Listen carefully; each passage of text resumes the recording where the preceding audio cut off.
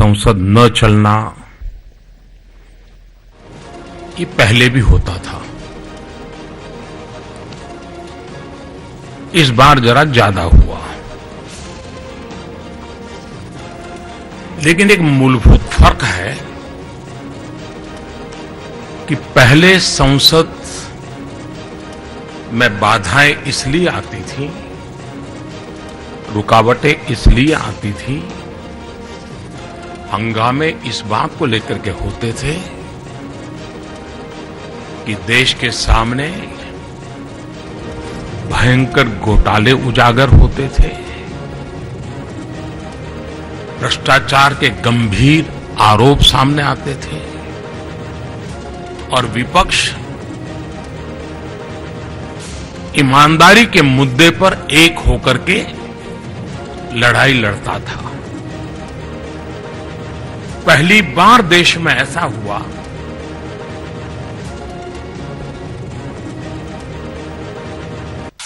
कि treasury bench भ्रष्टाचार के खिलाफ कदम उठा रही है,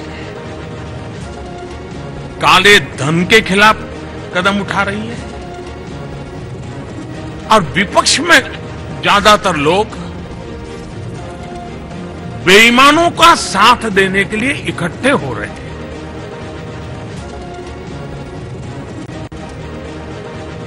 कभी कभार नासमझी में या स्वार्थवश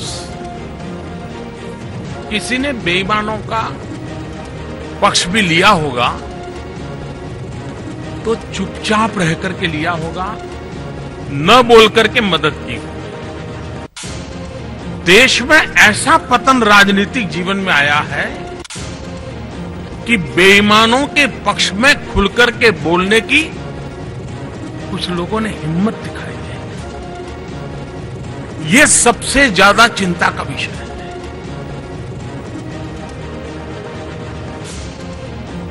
आज 16 दिसंबर है। 1971 में भारत की वीर सेना ने, पराक्रमी सेना ने पाकिस्तान को घुटने टेकने के लिए मजबूर कर दिया था और बांग्लादेश के मुक्ति के लिए लड़ाई लड़ रहे लोगों को विजय प्राप्त हुई थी। लेकिन तब भी विरोध पक्ष था, मजबूत विरोध पक्ष था, लेकिन तब किसी विरोधी पक्ष ने 1971 16 दिसंबर को देश की सरकार से कोई सबूत नहीं मांगा था कि सेना ने पराक्रम किया वो सही है या गलत है। किसी ने सबूत नहीं मांगा था। आज पतन इतना हो गया कि मौत को मुट्ठी में लेकर के चलने वाले फौजी को भी सबूत देने के लिए मजबूर किया जाता है। ये जो गिरावट है सार्वजनिक जीवन की, ये चिंता का विषय है। मैं हैरान हूं कि मुद्दों पर चर्चा करने का सामर्थ्य इस सरकार के टीकाकारों ने किया होता तो अच्छा होता। और इस बात को भी हमने नोट करना चाहिए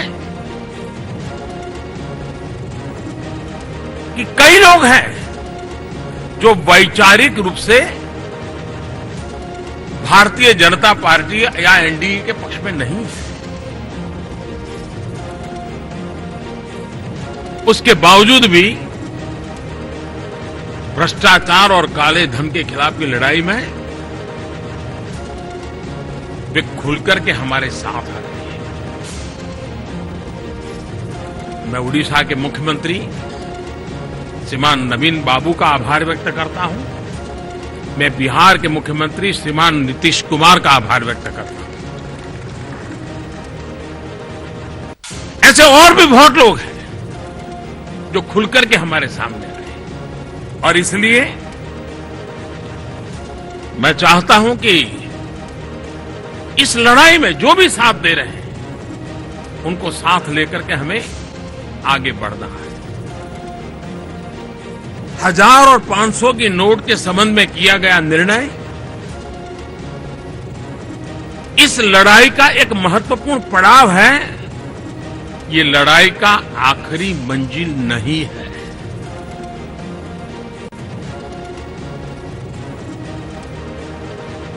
मध्यम वर्ग का शोषण अगर रोकना है, गरीबों को हक दिलाना है, तो भ्रष्टाचार और काले धन से देश को मुक्त कराना अनिवार्य है। और उसके लिए हिम्मतपूर्वक निर्णय करने पड़ेंगे। 26 मार्च 2014 जबकि देश लोकसभा के चुनाव लड़ रहा था, तब यूपीए की सरकार थी। 26 मार्च 2014 को देश के सुप्रीम कोर्ट ने क्या कहा था? Since 1947 for 65 years nobody thought of bringing the money stashed away in foreign banks to the country. The government has failed in its role for 65 years. This court feels that you have failed in your duty, and so it gave an order for the appointment for the committee headed by the former judges of this court. 3 years have passed, but you have not done anything to implement the order. What have you done? Except for filing one report, you have done nothing. ये पुरानी सरकार की सोच के संबंध में, उनके कारोबार के संबंध में सुप्रीम कोर्ट की 26 मार्च 2014 की टिप्पणी कितनी गंभीर है। मैं एक और बात बताना चाहता हूं।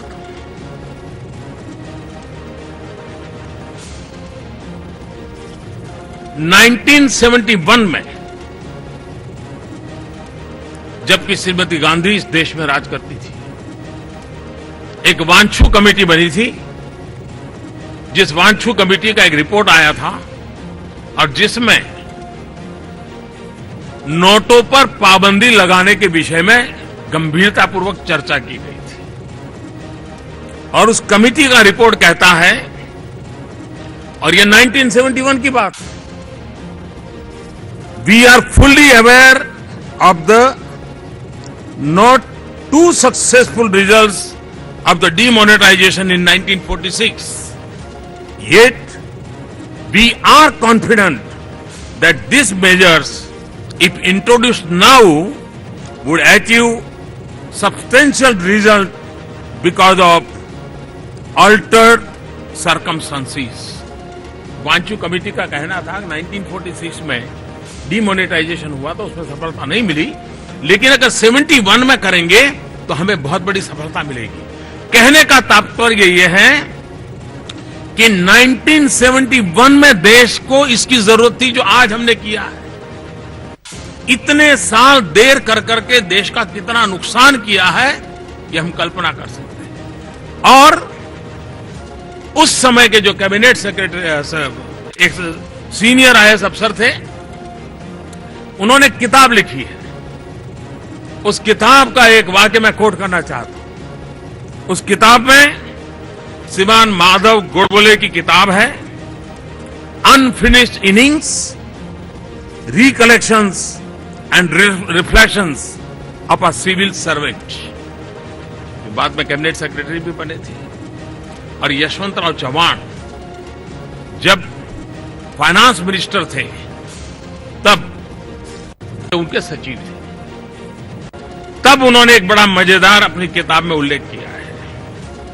When Y.B. Chavan told her means Srimati Gandhi, when Y.B. Chavan told her about the proposal for demonetization and his view that it should be accepted and implemented forthwith, उन्होंने आगे वर्णन किया है। इंदिरा जी ने चव्हाण के सामने देखा, कुछ पल देखा और फिर इंदिरा जी ने कहा, she asked Chavan only one question, Chavan ji, are no more elections to be fought by the Congress party? Indira ji ने वाई चौहान को पूछा कि क्या भाई, क्या कांग्रेस को आगे चुनाव लड़ना है कि नहीं लड़ना है? Chauhan got the message and the recommendation was shelved. बताइए साहब, दल बड़ा कि देश बड़ा? ये 1971 में सारे रिपोर्ट थे, उनके ये वित्त मंत्री कह रहे थे कि करने की आवश्यकता है, देश के लिए जरूरी है। और उस समय के सीनियर सिविल सर्वेंट ने लिखा है कि वाई चौहान को जब ये पूछा गया, सारी बात रुक गई। जो काम 1971 में किया होता तो आज ये देश की बर्बादी नहीं होती। इस प्रकार से देश को चलाया गया है। मैं कम्युनिस्ट पार्टी के लोगों से पूछना चाहता हूं, जब कम्युनिस्ट पार्टी ने पश्चिम बंगाल में कांग्रेस के साथ चुनावी समझौता किया, तब ऐसा लग रहा था कि शायद ममता जी की राजनीति के खिलाफ इनकी लड़ाई है, ममता जी को उखाड़ फेंकने के लिए वो इकट्ठे हो रहे हैं। लेकिन इस बार सदन में जो कम्युनिस्ट पार्टी का व्यवहार रहा है, उससे लगता है कि बंगाल में उन्होंने सिर्फ चुनावी समझौता किया था, ऐसा नहीं। कम्युनिस्ट पार्टी ने अपना वैचारिक समझौता कर लिया है। कम्युनिस्ट पार्टी अपनी विचारधारा से उखड़ चुकी है। मैं इसलिए कह रहा हूं, 26 अगस्त 1972 वांचू कमेटी के रिपोर्ट को लेकर के पार्लियामेंट में जो बोला था, मैं चाहूंगा कि आज के कम्युनिस्ट पार्टी के नेता संसद से उन भाषणों को निकाल करके पढ़े। ज्योतिर्मय बासु ने कहा था, sir, the primary recommendation of the 12th of November 1970 by this high-powered and eminent committee was immediate demonetization. Sir, Indira Gandhi survives on black money. Her politics lives on black money. Therefore, the report was not only not implemented, but it was suppressed for a year and a half. उस समय उन्होंने इतने गंभीर आरोप सदन में लगाए थे कि आप वांचू कमेटी का रिपोर्ट लागू क्यों नहीं करते, और वांचू कमेटी का रिपोर्ट टेबल पर भी करने को तैयार नहीं थे। 4 सितंबर 1972 ज्योतिर्मय बाबू, उन्होंने कहा, I have suggested demonetisation and other measures. I do not wish to repeat them. Government must sincerely seek people's cooperation. But the Prime Minister, Srimati Indira Gandhi, and her government, with the class character that it has, is a government of the black money, by the black money, for the black money. ये ज्योति बाबू ने 4 सितंबर 1972 को कहा था। उनके एक दूसरे ideal Harkishan Singh ji Surjeet, उन्होंने 27 अगस्त 1981 राज्यसभा में कहा था, are they seriously proposing any steps which would lead to the stoppage of use of black money, including demonetization of 100 rupee notes and such other things। यानी 100 रुपये की नोट को भी रद्द करने के लिए कम्युनिस्ट पार्टी लड़ाई लड़ रही थी।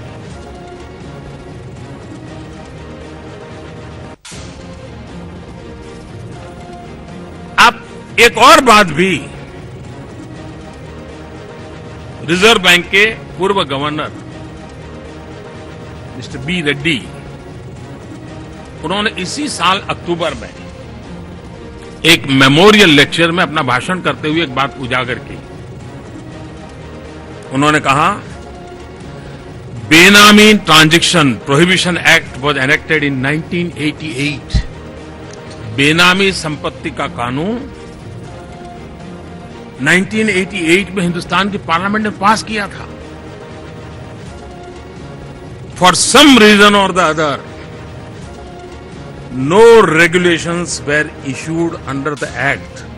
In other words, it remained unimplemented for more than 25 years. ये जो आज वहां क्यों ऐसा कर रहे हैं, इसके लिए ज्यादा दिमाग खपाने की जरूरत नहीं। उनके व्यवहार से पता चलता है कि 1988 में बेनामी संपत्ति के लिए आप कानून पास करते हो और इतने साल बीतने के बाद भी उसको नोटिफाई नहीं करते हो। संसद में पारित कर करके, प्रेस कॉन्फ्रेंस लेकर के, पब्लिसिटी कमा करके राजनीति करते रहते हो, लेकिन आप इसको लागू नहीं करते। अब इस सरकार ने आकर के समयानुकूल परिवर्तन किया और परिवर्तन करके उसको नोटिफाई कर दिया। अब मान लीजिए मैं आगे कोई कदम उठाऊंगा, ये सरकार उठाएगी कदम।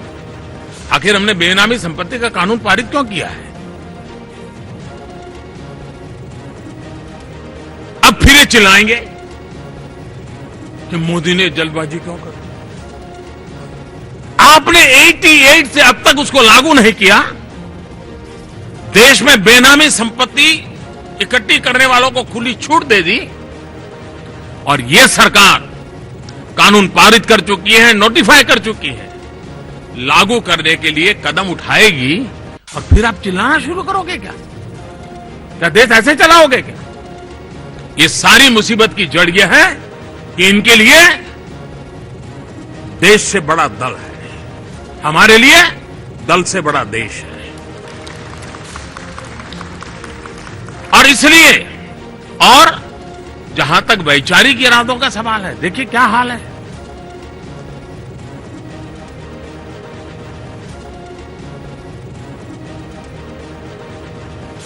दो 2004 डॉक्टर मनमोहन सिंह जी का भाषण में कोट कर रहा हूं।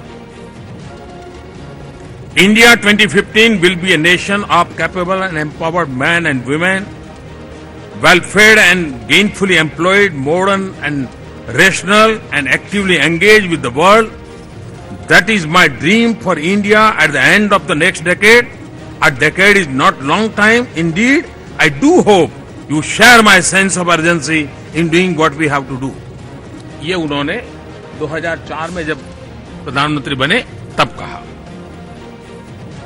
24 जुलाई 1991 को क्या कहा था?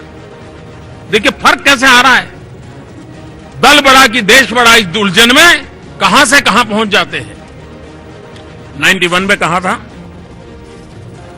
nobody can deny the existence of large scale tax evasion both in terms of income and in terms of wealth unless I find substantial improvement in tax compliance in the next few months.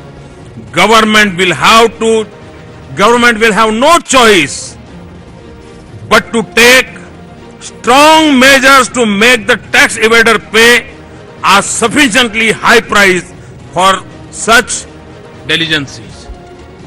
ये धमकी की भाषा उस समय कही गई थी और आज सारे स्वर बदल चुके हैं। क्यों? उनको अपने दल की चिंता है, देश की चिंता नहीं है। भाइयों बहनों, चाणक्य नीति में एक बहुत ही उत्तम बात कही गई है और यूपीए ने 10 साल शासन किया। उसके संदर्भ में इसको देखें तो बहुत ही महत्वपूर्ण बात चाणक्य नीति में कही गई है। चाणक्य नीति के 15वें अध्याय का 6वां दोहा है। उसमें कहा गया है, करी अनीति धन जोरेऊ, करी अनीति धन जोरेऊ, 10 वर्ष ठहराए, 11वें के लागते जड़ौ मूलते जाए।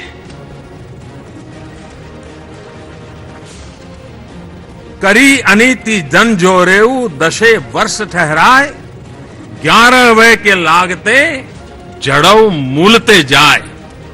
अन्याय से कमाया हुआ धन केवल 10 वर्ष टिकता है, 11वां वर्ष लगने पर वह मूल धन के साथ नष्ट हो जाता है।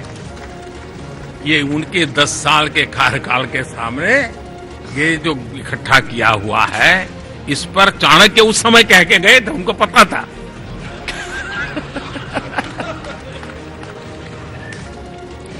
और इसलिए,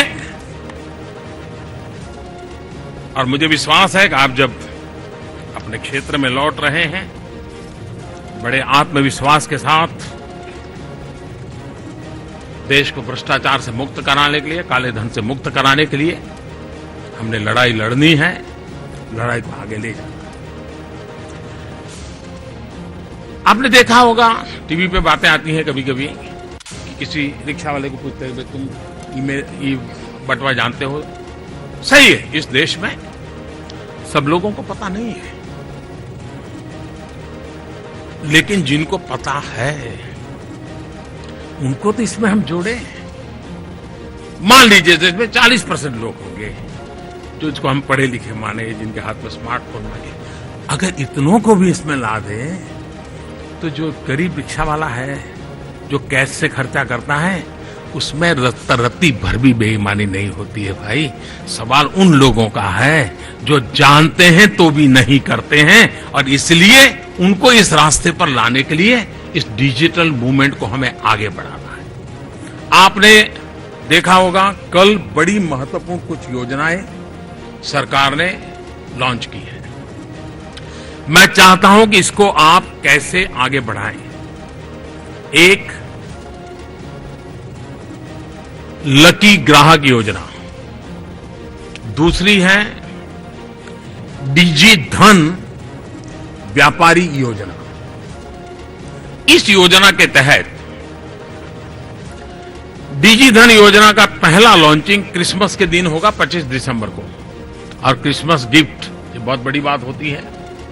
तो क्रिसमस गिफ्ट के रूप में जो भी लोग ऑनलाइन ट्रांजैक्शन करते हैं, कहीं पर भी करेंगे, उसका एक स्पेशल नंबर ऑटोमेटिक जनरेट होता है, हर किसी का होता है।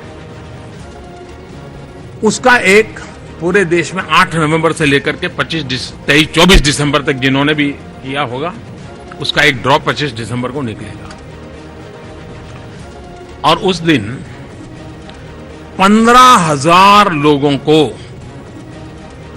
जो ड्रॉ में जीत करके आएंगे, 15,000, उनके खाते में 1,000 रुपया गिफ्ट के रूप में डाल दिया जाएगा। 15,000 लोगों को 1,000 रुपया। और कौन कौन लोग इसका फायदा उठा सकेंगे?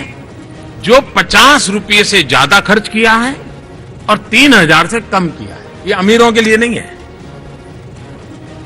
ये उसी को फायदा मिलेगा जो 50 रुपये से ज्यादा खर्च किया है और 3,000 रुपये से कम किया है। तो वो भी वो ऑटोमेटिक टेक्नोलॉजी है।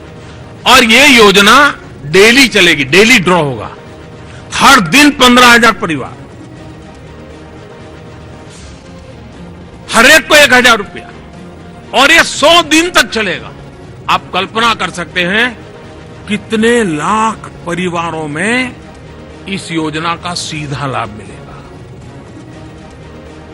अब आप उनको ये बात पहुंचाएंगे तो फिर वो जरूर डिजिटल पेमेंट देगा, गरीब से गरीब भी डिजिटल पेमेंट देगा। फिर वो कहेंगे नहीं, मुझे कैश नहीं देना, इनाम मिल जाएगा। दूसरा, व्यापारियों को भी प्रोत्साहन मिलना चाहिए, और इसलिए जो व्यापारी इस काम को बढ़ावा देते हैं उनका अलग ड्रॉ होगा, व्यापारियों का, जिनके यहां ग्राहक आते जाते हैं, और उनके लिए भी इनाम होंगे। ये इनाम सप्ताह में एक बार होंगे, जिसमें ग्राहकों को जो लाखों रुपए का इनाम है, व्यापारियों को भी लाखों रुपए का इनाम है। फिर 3 महीने के बाद एक बम्पर ड्रॉ होगा। वो है 14 अप्रैल बाबा साहब आंबेडकर जी की जन्म जयंती पर। और उस दिन का जो 8 नवंबर से लेकर के 14 अप्रैल तक जिन्होंने भी इसमें हिस्सा लिया होगा वो सब इसमें शामिल किए जाएंगे और वो शायद करोड़ों रुपए में इनाम होगा। उसकी पूरी योजना विस्तार से आपको लिख करके दे दी गई है अभी। ये आपका काम है। जैसे कल अखबार में एडवर्टाइजमेंट आएगी, आप अपने क्षेत्र की हर दुकान में अखबार की एडवर्टाइजमेंट की कतरन करके उस पोस्टर को एक कार्डबोर्ड पर लगवा सकते हो। हर दुकान पे आप दुकानदारों की मीटिंग करके समझा सकते हो कि भाई ये लकी ड्रॉ है इतना बड़ा, तुम इसमें शरीक हो जाओ। अगर एक बार छोटा व्यापारी जुड़ गया, इसका आगे फायदा क्या होने वाला है? देखिए, आज छोटे व्यक्ति को, एक धोबी है,